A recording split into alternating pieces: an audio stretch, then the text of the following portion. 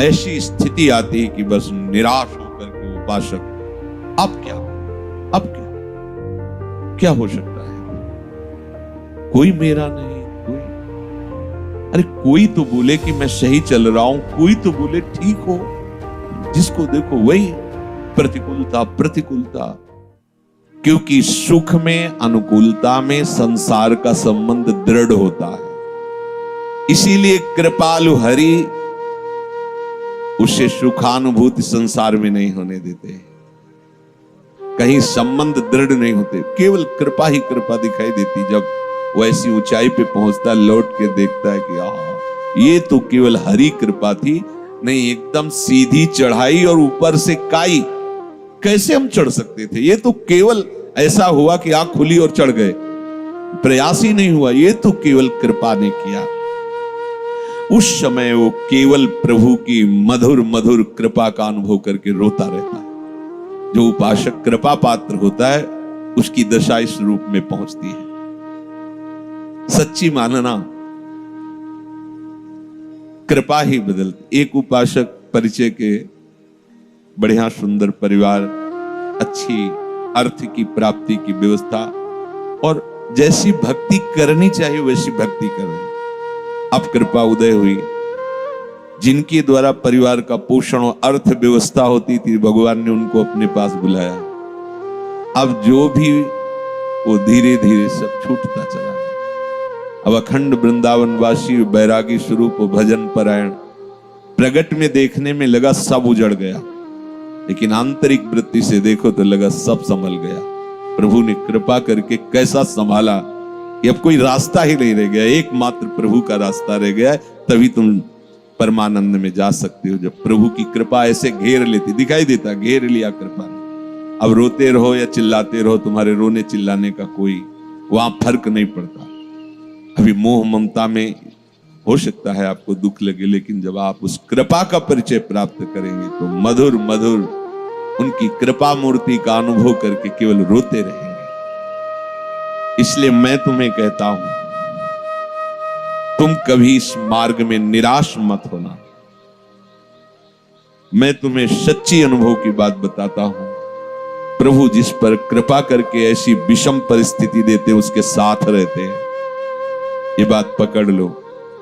जब तुम्हें सब छोड़ रहे हो, प्रतिकूलता घेर रही हो, अव्यवस्था घेर रही हो, तो तुम आसपास अनुभव करना वो है, क्योंकि वो ऐसे में छोड़ नहीं सकता। जब वो इतना बड़ा कृपा करके हमारे साथ महामहिम कार्य कर रहा है, माया मुक्त करने, वो जानता है कि बहुत कमजोर हैं, लड़खड़ा जाएंगे, इसलिए वो साथ रहते हैं, हरि साथ रहते हैं। और वो धीरे धीरे कहते रहते, मैं तुम्हारे पास हूं, डरना मत। संत रूप में, गुरु रूप में, शास्त्र रूप में वो समझाते रहते, डरना मत, मैं तुम्हारे पास हूं। सच सच वो अपनी गोद में ले लेते हैं ऐसे उपासक को, वो अपने अंक में ले लेते हैं। जिसको जगत से निराशा मिली वो हरि की गोद में बैठ जाता है। तो बलिहारी है ना ऐसी निराशा की, ऐसे दुख की। अब हम कभी भूल न करें, धन की प्राप्ति, कीर्ति की प्राप्ति, जगत में सम्मान की सफलता, इसमें कभी भगवान की कृपा का अनुभव न करें, ना करें, आज्ञा दे रहे हैं। ठीक है, महाराज अम्बरीश अपने समस्त वैभव को स्वप्न तुल्य मानते थे, चरित्र में आया है। उसका कोई महत्व नहीं होना चाहिए। दीनता, दुख, अभाव, निंदा, असम्मान, ये महामधुर मंगलमय भगवान की कृपा हुई है, इसे आदर पूर्वक स्वीकार करो। फिर ध्यान दीजिए, धन, मान, कीर्ति, जगत की प्रत्येक सफलता, अनुकूलता, इसमें कभी भगवान की कृपा को मत मानो। ये महापुरुषों के वचन है। दूसरे इसमें टिप्पणी कर सकते हैं कि भगवान की कृपा न माने, तो इसमें क्या माने? ये भगवान की कभी कृपा नहीं हो सकती। वो अपने कृपा पात्रों को माया में नहीं फंसाते, इसी का नाम माया है। जब उसकी चित्त वृत्ति भगवदाकार होती तो स्वयं यश फैल जाता है, स्वयं सारे वैभव उसके चरणों में लौटते हैं, पर वो उसका आदर नहीं करता, अंदर से उसके प्रति मात तो नहीं रहता। ये अंदर की बातें हैं। दीनता, दुख, अभाव, अकीर्ति, निंदा, असम्मान, मधुर मधुर मंगल में भगवान की कृपा हुई है, इसको स्वीकार करो। यह है भगवान की कृपा।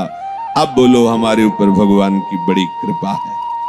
अनुभव करो तुम्हारे ऊपर प्रभु की बड़ी कृपा है। जो इस मार्ग में अमुक प्रकार का अगर वास मिल जाता, अमुक अमुक प्रकार की हमारे को सुविधा मिल जाती, अमुक भोजन पद्धति से मिलता, अमुक प्रकार से लोग हमसे मिलते, अन्य अन्य सुविधाएं, तो हम समझे भगवान की कृपा है। ये अज्ञान है, कभी इसे अपने हृदय में आने मत देना। जब कोई आपको आदर से बुलाए, कोई सम्मान करे, तो आपकी दृष्टि में भी वो नहीं आना चाहिए, आंतरिक दृष्टि में।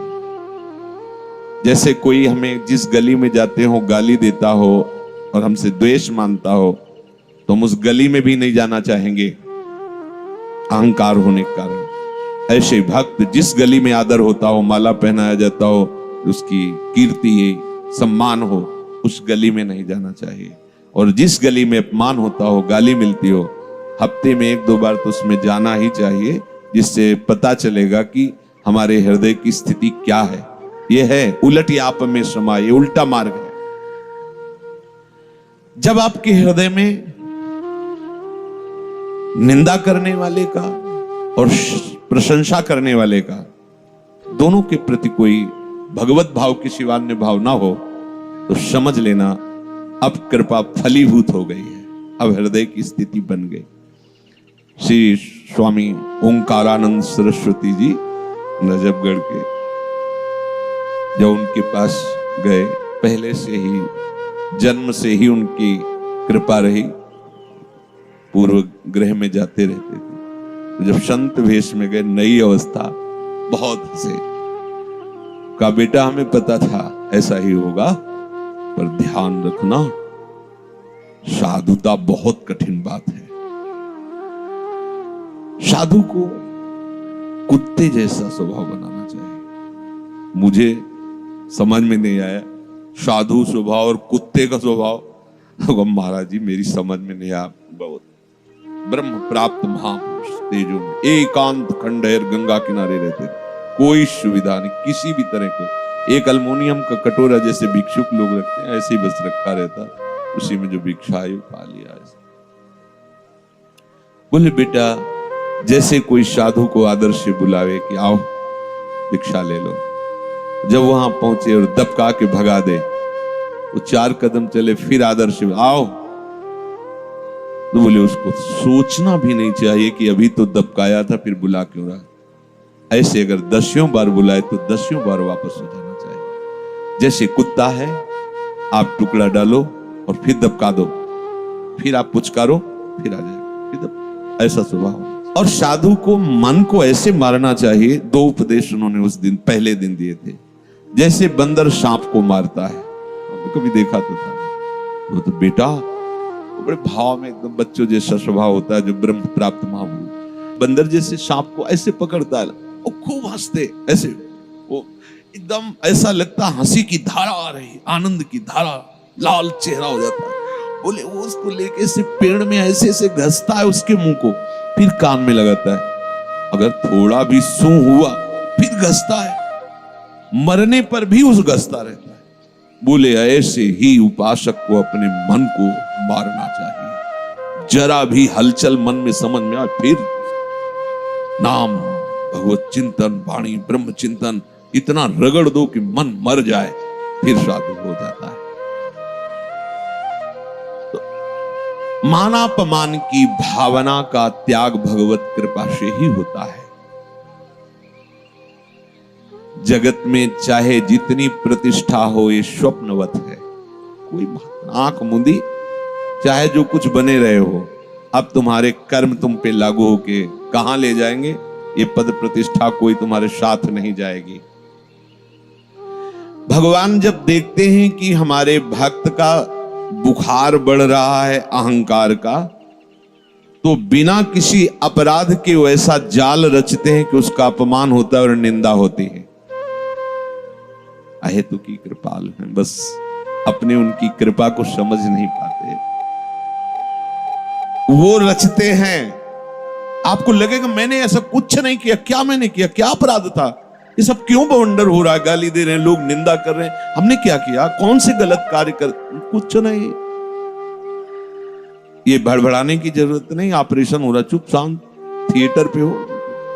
तुम्हारे अहंकार का बुखार कहीं बढ़ रहा है, तुम्हें समझ में नहीं आ रहा, पर उस कृपा सिंधु ने देख लिया, सर्वज्ञ है ना। अब वो बिना किसी कारण के जाल रचेंगे, आपका अपमान होगा, निंदा होगी, और निंदा उसी से करवाएंगे जिससे प्रतिष्ठा होने की संभावना है। निंदा, अपमान, अकीर्ति, तिरस्कार, अप्रतिष्ठा, बिना दोष के लांछन, जब ये तुम पे बरसने लगे तो समझ लेना प्रभु दूर नहीं नजदीक ही हैं, मिलने वाले हैं। कौन चाहता है भगवत प्राप्ति? है? कौन चाहता है? बातें बनाना अलग है, प्रभु जिसको प्यार करते हैं उसको अपने समान बनाते हैं, ये भगवत समान बनाते हैं। इन्हीं में तो हम फंसे हैं, और ये तो सब अहंकार का पोषण करके बार बार जन्म मरण इन्हीं से तो होता रहा है। हम उन कृपालु की कृपालुता को ना समझकर हम समझते हैं भगवान अब हम पर अपनी कृपा हटा ली है, इसीलिए पग पग पर हमें विपत्तियां मिल रही हैं। जब तक किंचन मात्र भी आदर, सम्मान, कीर्ति, ये हमारे प्रिय मित्र हैं, ये हमारे प्रिय संबंधी हैं, ये हमारे बंधु बांधव हैं, और ये हमारे कहने पर प्राण भी त्याग सकते हैं। अगर ऐसी किसी के भी प्रति बात हो तो हटा देना, नहीं तो ऑपरेशन शुरू हो जाएगा। बहुत कृपालु हैं प्रभु। तनिक सी कृपा कोर सब तुम्हारे इन मानसिक कल्पनाओं का विनाश कर देगी। डरते रहो इस बात से, किसी को अपना मत कहना, नहीं धोखा हो जाएगा। या तो विवेक से आपके अंदर से अपनापन हटा देंगे, सामने से ही हटा देंगे। अच्छा कहते भगवान ऐसा क्यों करते हैं, उसने क्या लिया था, तो वही तो है उसमें, और कौन है, वो अपने आप को समेट लिए। एको हम बहुश्यामा, बहुश्यामा से एको हम।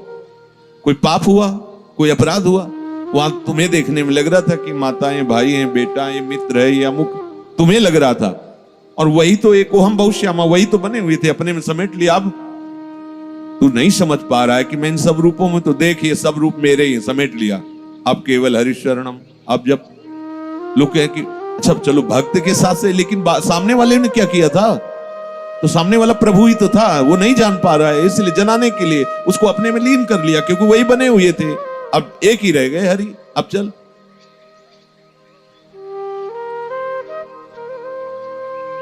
अपने हृदय में हमें कोई बुलाए, हमें कोई प्यार करे, हमें कोई सम्मान करे, हमारी प्रशंसा हो, उपासक को ऐसी आशाओं का त्याग कर देना चाहिए। जब ऐसी आशाओं का त्याग होता है तभी भक्ति से बुद्धि भगवत युक्त मानी जाती है। अगर ऐसा नहीं है तो नास्ति बुद्धि रयुक्तस्य, उसकी बुद्धि प्रभु में युक्त नहीं हुई है। चायुक्तस्य भावना, अब जिसकी प्रभु में बुद्धि युक्त नहीं है उसके हृदय में ये भावना ही नहीं आ सकती कि मुझे केवल कर्तव्य कर्म करना है, बस मैं भगवत मार्ग का पथिक हूं, उपासक हूं, मुझे वही करना है जो मेरे शास्त्र और गुरुदेव कहते हैं।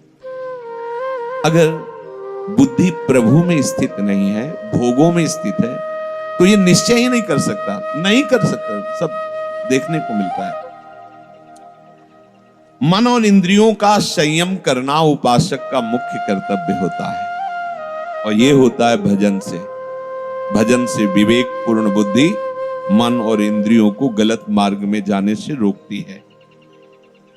जिसका मन और इंद्रियां संयमित नहीं है, वो असंयमी पुरुष कभी मेरी प्राप्ति की भावना ही नहीं कर सकता। नास्ति बुद्धि युक्तस्य न चायुक्तस्य भावना, नहीं कर सकता। मन और इंद्रियां हलचल मचाए हुए हैं भोगों के लिए, मान सम्मान के लिए, जैसा भी आपने सुना। वो कभी मान चाहता है, कभी सुख चाहता है, कभी आराम चाहता है, कभी धन चाहता है, कभी भोग चाहता है। भीतर ही भीतर उसके सब खलबलियां मचती रहती कामनाओं की। इसलिए वो निश्चय ही नहीं कर पाते कि मुझे प्रभु चाहिए, मुझे प्रियालाल चाहिए। और जिसकी बुद्धि प्रभु में नहीं लगी, अर्थात मेरे को केवल कर्तव्य पालन करना है, भगवत प्राप्ति तो गुरु कृपा से होगी, मैं एक भी अक्षर उनकी आज्ञा का उल्लंघन नहीं कर सकता, कुछ मिले ना मिले। इसे कहते हैं युक्त बुद्धि। तो नचायुक्तस्य भावना, जब कर्तव्य पालन की तुम्हारे अंदर बात ही नहीं आई, तो कामना, आसक्ति, नाना प्रकार की भोग वासनाएं ये अंदर बनी तो रहेंगी। और जब तक इनका त्याग नहीं होगा, तब तक भावना ही नहीं बनेगी कि हम प्रियालाल को कैसे रिझाएं, प्रियालाल को कैसे प्राप्त करें। भावोत्सवेन भजतामृष कामधेनु, जब तक बुद्धि युक्त नहीं हुई तो भावना ही नहीं बनेगी। न चाभाव यतः शांति, जब तुम्हारी भावना ही नहीं बनी है तो तुम्हें शांति कैसे प्राप्त हो सकती, विश्राम कैसे मिल सकता है। वो अशांतस्य कुतः सुखम, जो अशांत है हृदय, वो दिव्य सुख का अनुभव कैसे कर सकता है। ये अहंकार का पोषण करने का स्वभाव उपासक छोड़ दे। कई उपासक जिसे बताते, हम नित्य लीला में प्रवेश, बार बार इसलिए कह रहे कि वास्तविक नित्य लीला में प्रवेश कराना हमारे आचार्य, हमारे गुरुजनों का प्रयास है। जो रसरीत सबंते दूरी, सो सब विश्व रही भरपूरी, मूर्ख जीवन कह दई। वो नाटक करने के लिए तुम्हें आदेश नहीं करते, तुम्हें वास्तविक लीला में प्रवेश कराना चाहते हैं आचार्य, महापुरुष जन। आप उनकी आज्ञा के अनुसार चलिए। चार लोग बेचारे अज्ञानी हो, जान लेंगे कि आप नित्य लीला में प्रवेश कर रहे हो, कर चुके हो, प्रणाम करें, नमस्कार, उसे होगा क्या। और प्रवेश तुम किए हो इंद्रियों के भोगों में। अरे उस सर्वज्ञ पर प्रभु की दृष्टि से कोई बच थोड़ी सकता है। ये नाटक क्यों, किसकी रिझाने के लिए, ये दंभ पाखंड क्यों, केवल उदर पोषण और कुछ आवश्यकताएं। यह तो बढ़िया है भैया, बाबागिरी का भेष उतार दो और लेबरी करो, 400-500 रुपया एक दिन में कमाओ और मनमानी सामग्री लो, फिर चलो। और उसमें भी गाय और पशु पक्षियों का कुछ भाग निकाल दो और नाम जप करो, तो बढ़िया तुम्हारी सदगति हो जाएगी। संत बन के भगवत मार्ग के पथिक होकर, उपासक होकर, इस बात से अपने को पुजवाना कि मुझे भगवत प्राप्ति हो गई, मैं नित्य लीला में प्रवेश, खिलवाड़ समझा नित्य लीला में प्रवेश हो। अरे रोते रहे बड़े बड़े महापुरुष लाडली जी से, कभी तो कृपा कोर करो।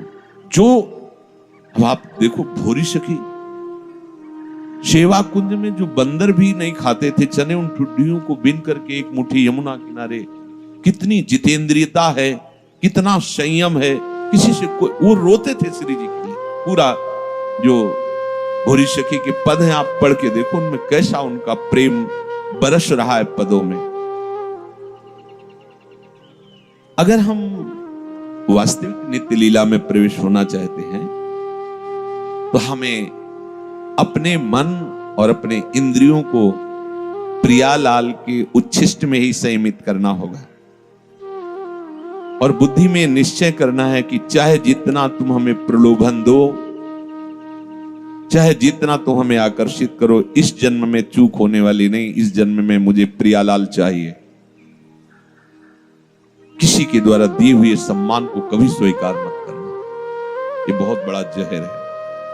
साधक इससे भ्रष्ट हो जाता है। कोई तुम्हें प्रणाम कर रहा है, नमस्कार कर रहा है, हो सके तो तुम उसे प्रणाम करो, उसे स्वीकार मत करो। अंदर कभी स्वीकार मत करो कि मुझे ये जो पैर छुआने में आपको सुख मिलने लगा या आप इसे अच्छा समझते हैं, तो आपसे प्रार्थना है, आप सावधान हो जाइए, आपका पतन शुरू हो चुका है। कोई भी हो, अगर जो झुक करके आपको प्रणाम कर रहे हैं, पैर छू रहे हैं, और आप, तो आप समझ लीजिए कि आपने अपना पतन शुरू कर दिया है। आपकी स्वीकृति वो आपको गाली दे तो कोई फर्क नहीं, कोई प्रणाम करे तो कोई फर्क नहीं होना चाहिए। अगर फर्क है अंदर में तो तुम देख लीजिए। शरीर स्वस्थ हो तो अगर तुम्हें कोई पंचांग प्रणाम कर रहा है तो तुमको भी पंचांग प्रणाम करना है। नहीं करना है तो स्वीकार ही नहीं करना है, राधे भी नहीं बोलना। चलिए, तुम्हारी श्रद्धा है, प्रणाम। जब आप बोलोगे नहीं तो वो अगर दिखाने के लिए प्रणाम कर बंद कर देगा। अगर वो श्रद्धा से प्रणाम कर रहा है तो जिसको प्रणाम कर रहा है वो देख लेगा। स्वामी को प्रणाम कर रहे हैं, हम स्वामी के दास, अपने को स्वीकार नहीं करना। प्रणाम, नमस्कार, वंदना, आदर इस वेश का हो रहा। वेश आचार्य और गुरुदेव का, श्री जी का है। मुझे बिल्कुल नहीं कि ये आदमी प्रणाम किया साष्टांग और कैसे, नहीं, उससे तो बोलना ही नहीं। बिल्कुल ये नियम, सम्मानम कल्याति घोर गरलम, समझोगे नहीं तो फिर ये सब प्रवचन चलता रहेगा, तुम सुनते रहोगे और अध्यात्म उन्नति नहीं होगी। यदि भगवत मार्ग में आपको इसी जन्म में भगवत प्राप्ति करनी है, बहुत सावधानी की ये आवश्यकता है कि प्रियालाल के सिवा हमें कोई नजर ना आवे, प्रियालाल के सिवा कुछ अच्छा ना लगे। और ये बीच में आकर के इतना बाधा पहुंचाते हैं, सम्मान, कीर्ति, कि ऐसा लगने लगता है कि जीवन का लाभ तो यही है ना। जब 4 लोग हमको संत मान के प्रणाम करते हैं, हमारा यश बहुत अच्छे महात्मा है, भजनानंदी है, अंदर लगता है चलो जीवन का कुछ तो मिला। गए माना कुछ मिला लेकिन सब कुछ छूट गया। कभी मत पकड़ना इस बात को।